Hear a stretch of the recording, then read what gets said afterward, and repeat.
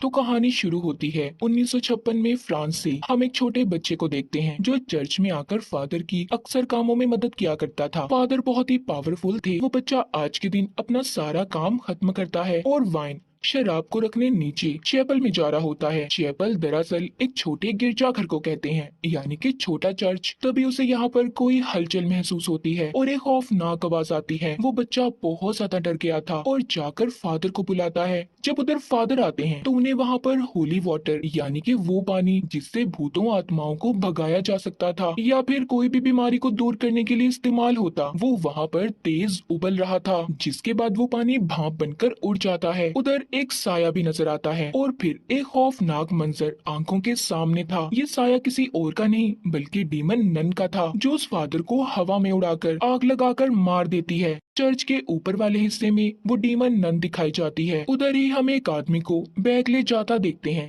अब आगे कहानी में हमें एक सिस्टर आयरीन दिखाई जाती है। वो एक दूसरे चर्च में रहकर अपनी जिंदगी गुजार रही थी। वहीं पर एक लड़की डेबरा भी थी जिसको उसके डैड ने चर्च में भेजा था। आयरीन उससे बात करती है कि मेरे डैड मुझे बिल्कुल भी पसंद नहीं करते थे। उसे इसलिए पसंद नहीं करते थे क्योंकि आयरन को अक्सर जो कुछ भी बुरा होने वाला होता था उसे पहले ही पता चल जाता था। खैर अब यहाँ पर चर्च में नन डीमन के बारे में बातें चल रही थी। अब कहानी शिफ्ट दोबारा से फ्रांस में होती है। हम एक हॉस्टल स्कूल को देखते हैं जहाँ पर मॉरिस नाम का एक आदमी काम किया करता था। उस हॉस्टल को एक मैडम चलाती थी। वो मॉरिस से बहुत ज्यादा गुस्से में बात करती हैं। उसकी वजह ये थी कि उस मैडम का बेटा कुछ सालों पहले इसी स्कूल की चैपल में मर गया था, जिस वजह से वो चिड़चिड़ी हो गयी। बस यही वजह थी कि वो हर किसी से गुस्से में बात किया करती थी। इसी स्कूल हॉस्टल में एक बहुत प्यारी बच्ची सोफी भी पढ़ती है। उसकी मॉरिस से काफी अच्छी दोस्ती होती है। यहीं पर कुछ लड़कियां जो अक्सर सोफी को तंग किया करती थी, मॉरिस उन्हें उनसे हमेशा बचाता। मगर मॉरिस के साथ कुछ तो गड़बड़ थी। वो अजीब अजीब हरकतें किया करता था। एक दिन एक लड़की जब स्कूल में सामान देने आती है तो वो मॉरिस को अजीब हालत में देखती है। वो बाहर बैठा कॉकरोचेस खा रहा था क्योंकि कॉकरोचेस लाल बेग को साफ करने के लिए इसी स्कूल की मैडम ने बोला था। मॉरिस के अंदर से अचानक से डीमन नन बाहर आती है और उस लड़की को मार देती है। उसके अंदर भी डीमन नन थी। मतलब जिस आदमी को हमने कहानी के शुरू में देखा जिसके हाथ में बैग था वो कोई और नहीं बल्कि मॉरिस ही था जिसके अंदर नन थी। वो डीमन नन ऐसे ही सबको नहीं मार रही थी। इसके पीछे कोई तो राज छुपा हुआ था जो हमें आगे आगे कहानी में पता चलेगा। उधर आयरीन को भी अजीब अजीब ख्याल आ रहे थे। उसे सपने में मॉरिस दिखाई देता है जो उससे मदद मांग रहा था। तभी अचानक से डीमन नन आकर उसको डराती है जिससे उसकी आंखें खुल गई थी, जिस वजह से वो बहुत ज्यादा डर जाती है।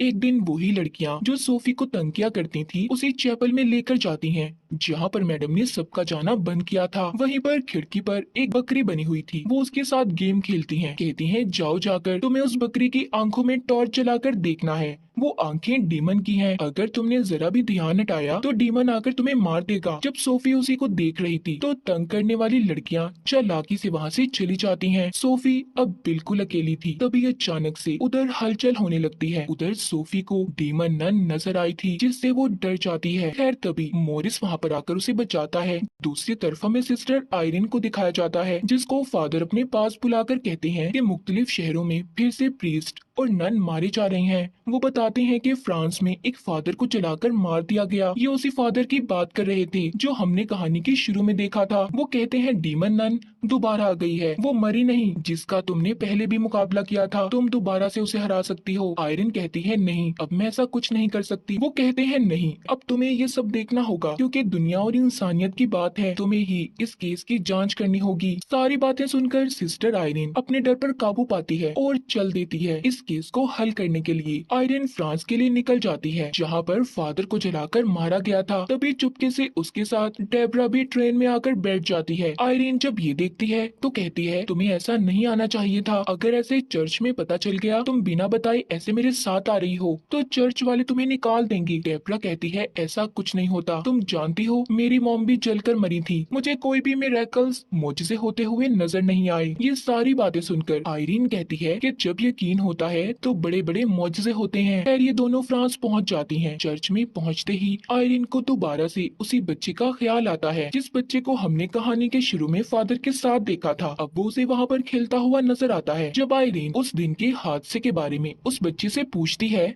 तो वो बताता है कि हाँ, मैंने उस दिन चर्च में साया देखा था। तभी उसे यहाँ पर नन दिखाई देती है। यहाँ पर लाइब्रेरी में किताबें खुद ही पलटकर नन का रूप ले लेती हैं। वो डीमन नन ने आयरिन का गला दबा दिया था। तभी आयरिन को एक और नन दिखाई देती है जिसकी आंखें निकाली जा रही थी। तभी वो गिरकर बेहोश हो जाती है। यहाँ पर जल्दी से डेब्रा आती है जिसने उसे संभाल लिया था। उधर सोफी के स्कूल में भी अजीब अजीब हादसे हो रहे थे। मॉरिस के अंदर भी डीमन नन बार बार आती। इसी वजह से सब स्कूल में बहुत ज्यादा डरे हुए थे। हॉस्पिटल में अब जल्दी से आयरिन को भी होश आ गया था। यहाँ पर अब उसे याद आता है कि आखिरी बार उसे डीमन नन से मॉरिस नहीं बचाया था, और जब से ही उस डीमन नन ने मॉरिस को पोजेस्ड अपने कंट्रोल में किया हुआ है। अब डेब्रा उसके पास आती है और बताती है कि एक बच्चा उसे हॉली क्रॉस का निशान देकर गया है। ये वही बच्चा था जिसको हमने कहानी के शुरू में देखा। उस क्रॉस पर एक अजीब सा निशान था।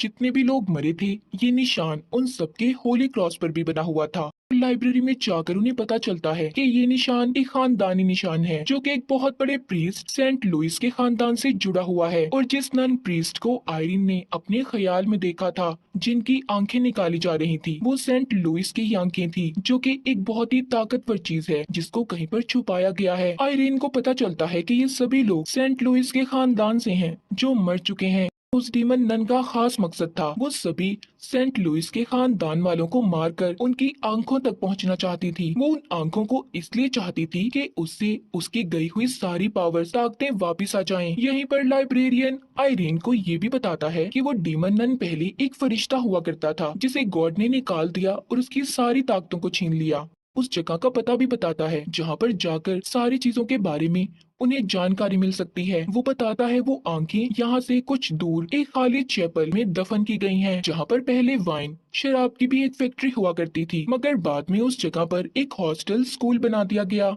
लाइब्रेरियन उसी हॉस्टल स्कूल की बात कर रहा था जहाँ पर मॉरिस काम करता था। मतलब मॉरिस उस हॉस्टल स्कूल में काम के बहाने उन्हीं आंखों को ढूंढ रहा था, यानी कि वो डीमन नन जिसने मॉरिस को पोजेस्ड कंट्रोल किया हुआ था, वो उन्हीं को ढूंढ रही थी। ये सुनते ही आयरीन और डेब्रा हॉस्टल की तरफ निकल पड़ती हैं। तभी हम देखते हैं कि मॉरिस को न जाने क्या हो गया था। वो उसी चैपल के आगे बैठा अपने सर को मार रहा था, जिसे स्कूल की मैडम भी देख लेती हैं। वो उसे होश में लाकर कहती हैं कि तुम्हारी तबीयत नहीं ठीक, जाओ जाकर थोड़ी देर आराम करो। मॉरिस बस बार बार यही कह रहा था कि मैं नहीं जानता मैं यहाँ पर कैसे आया हूँ। तभी मैडम को उसी चैपल से अजीब सी आवाजें आने लगती हैं। जब वो वहाँ पर ताला खोलकर देखने जाती हैं, तभी उन्हें वहाँ पर अपने ही मरे हुए बेटे का भूत दिखाई देता है जो उन्हें डरा रहा था। यहाँ पर मैडम के बेटे की आत्मा को कोई और नहीं बल्कि डीमन नन ही कंट्रोल कर रही थी। अब वो मैडम के बेटे की आत्मा का इस्तेमाल करके उसी से मरवा मरवा कर मैडम को मार देती है। मैडम की लाश मिलती है जो बहुत बुरी हालत में थी, जिससे अब सभी हॉस्टल में रहने वाले बच्चे डर गए थे। रात को जब सब बच्चों का ध्यान अपनी तरफ करने के लिए मॉरिस और सोफी की मॉम डांस कर रहे थे, तो अचानक से मॉरिस की तबीयत खराब होने लगी थी। उसकी गर्दन पर जो क्रॉस का निशान बना हुआ था, उसका अब बहुत बुरा हाल हो चुका था। उधर आयरीन और डेब्रा भी हॉस्टल में पहुंच गई थी, जो कि सोफी और उसकी मॉम को मॉरिस से अब दूर रहने का बोलती हैं, क्योंकि आयरीन जान गई थी कि मॉरिस के अंदर डीमन नन का कब्जा है। तभी वो डीमन नन मॉरिस के अंदर जाकर बोलती है, हेलो सिस्टर। इतना कहकर मॉरिस उसी चैपल की तरफ भाग जाता है। उसे छोटे चर्च की तरफ जाता देखकर आयरीन उसे रोकने की कोशिश करती है, मगर उस नन ने आयरीन पर हमला करके उसे दूर गिरा दिया था। डेब्रा भी उस डीमन नन को रोकने की कोशिश कर रही थी, मगर वो नहीं रोक पाती। तभी सिस्टर आयरीन उठकर दोबारा से कुछ पढ़ने लगती है, जिससे मॉरिस के अंदर की डीमन नन कमजोर हो गई थी। तभी डेब्रा जल्दी से जाकर पीछे से मॉरिस के सर में कुछ देकर मारती है, जिससे वो बेहोश हो गया था। वो उसे बांधकर एक जगह पर बिठा देती हैं ताकि वो यहाँ से कहीं जा ना पाए, और अब अपने साथ कुछ सिस्टर्स को लेकर आयरीन और डेब्रा चैपल के अंदर जाती हैं ताकि उन्हें वहाँ वो आंखें मिल जाएं जो डीमन नन ढूंढ रही थी।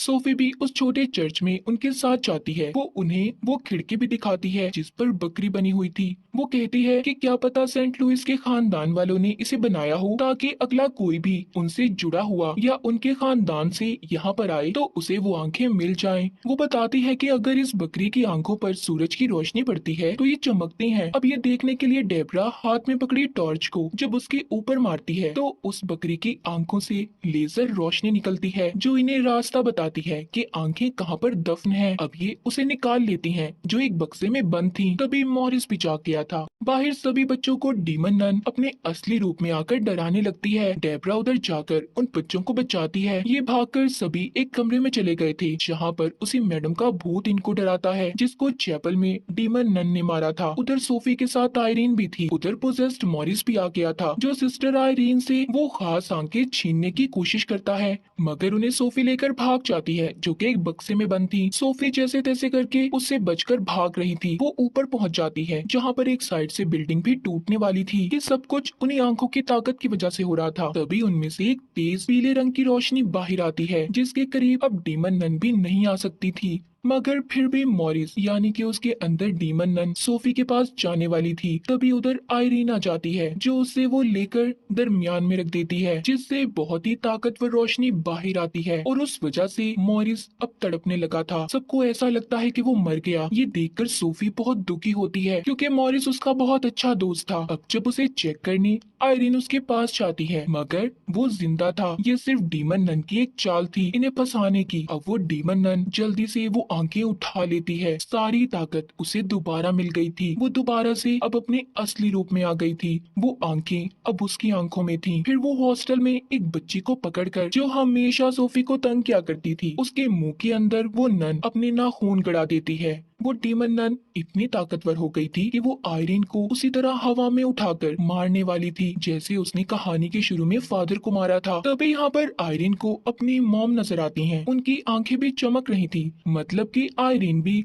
सेंट लुइस के खानदान से थी। उसके अंदर तो खुद ताकत थी। वो अपने अंदर की पावर्स को जगाकर उस आग को बुझा देती है जो डीमन नन ने उसे लगाई थी। मतलब कि अगर आप सेंट लुइस के खानदान से हो तो उन बुरी ताकतों को हरा सकते हो। अब ये सब देखकर डीमन नन बहुत ज्यादा चिढ़ जाती है, इसलिए वो सोफी पर हमला करती है। आयरीन यहाँ पर सबको प्रेयर इबादत करने का कहती है। ये बात नोटिस करती है कि इधर वाइन है क्योंकि जैसे लाइब्रेरियन ने बताया था कि उधर पहले वाइन फैक्ट्री भी हुआ करती थी और चर्च में वाइन पर प्रेयर इबादत करने से वो जीसस का खून बन जाती है। अब वो दोनों यकीन के साथ जब ये सब करती हैं वो वाइन खून में तब्दील होकर उस डीमन नन को खत्म कर देती है। आयरन ने उसे हेल नर्क दोजख में भेज दिया था। हमें सब कुछ बिल्कुल ठीक होता दिखाया जाता है। अब कहानी के आखिर में हमें दो पैरानॉर्मल इन्वेस्टिगेटर दिखाए जाते हैं जो कि भूत प्रेत आत्माओं से बात कर सकते थे, जिनको चर्च से कॉल आई थी, यानी कि एक नए केस को उन्होंने हल करना था। और इसी के साथ इस फिल्म की कहानी भी यहीं पर खत्म हो जाती है।